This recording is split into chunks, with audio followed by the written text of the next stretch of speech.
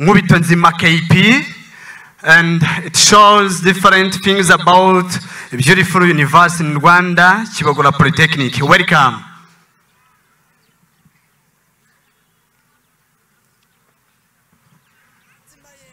Isumo y'isoko i Rwanda. Nkubito Nzima nanone initizikwira i Rwanda. Naho ye ubu ndasusurutse reka nkuvuga imyato Nkubito Nzima KP sugira usagambe wowe sumo y'isoko isusurutse yuje ubwenge n'ubupfura. Reka nkusigire nkusabira gusakara kudasiga bisa no gusibangana sugira usagambe no wowe sibo y'intore burya KP Nkubito Nzima huzira ubwanzi Rwanda.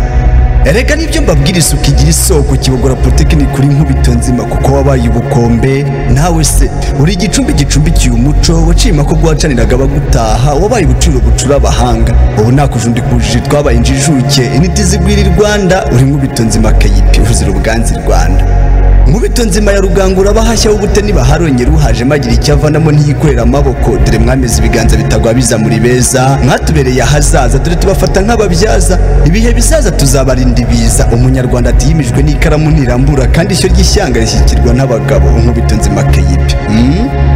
Uwakuganye yaba byiruka cyangwa agana amasaziro nge mbona asubira ibwana kuko umutandukanya n'umusinda agasasanira Yesu amasaruti buri munsi buryo uri naho y'Imana imwe iduha inama aba bashumba ubyiruye barabihamya igisobanuro cy'umubyeyi n'uguhuza umwana na rurema Nkubito Nzima KP uzira icyashira Rwanda.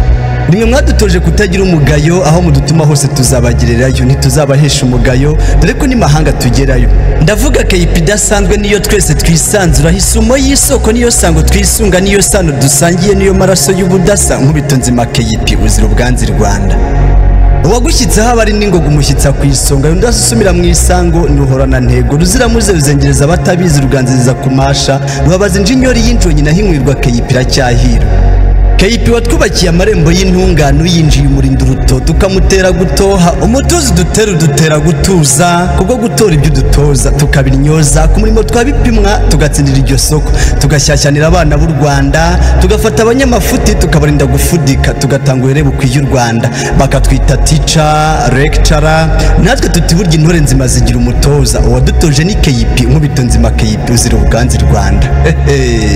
Nkubito Nzima Kibogora Polytechnic burya uhanga buje ubuhanga mbona amahanga ahindira guhungira aho utuye ngo basangize ku gicumbi cy'umuco ngo ibyo byose bica mu mucyo kuko umuco wawurinze gucocera ngo ucenga buconco n'amacupa tozwa mbona hanza nanjye ni imuhani zishire ku batakuza abo wigishije tuzivuguruze uri ubukombe mu rwa Gasabo ni wowe utsindiye iyi nganzo Nkubito Nzima KP huzira ubwanzi Rwanda.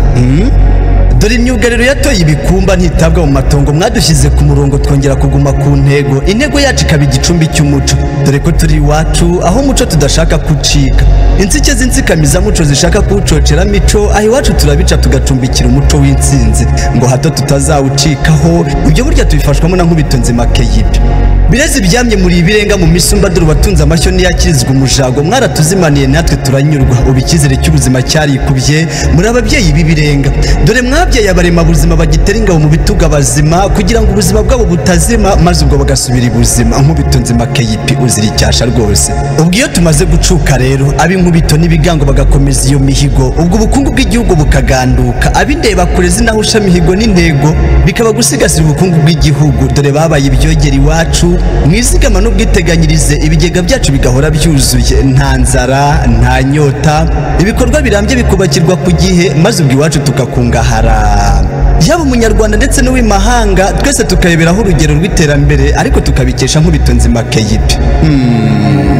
Burya abandi twiga n'indimi rero tugasesengura imisango tukayirinda gusobana tugatarama bigatinda abaserukira igihugu mu ivugwa ndimi imyumvikanire mu buhahirane bw'igihugu bikoroha ibyo byatinda bataba nabahe tukabirata byimazeyo tuti turi imbuto z'ibirezi bya Nkubito Nzima KP.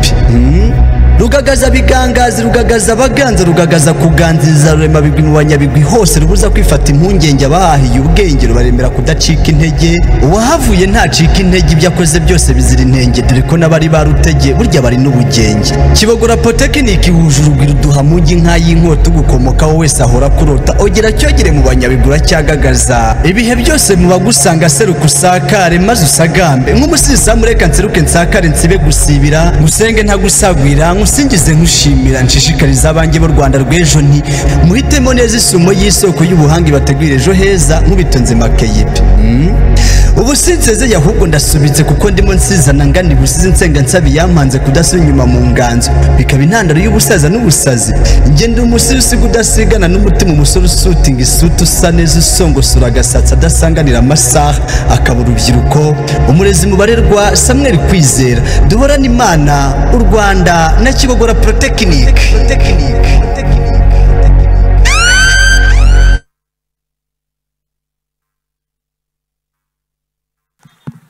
Thank you so much, Sam. Here in the Kibogora Polytechnic, we have students who are very talented. We have different talents, and we are welcoming the troupe for the dance. They are very well talented in dance. This is a newly created troupe for dance. You are welcome.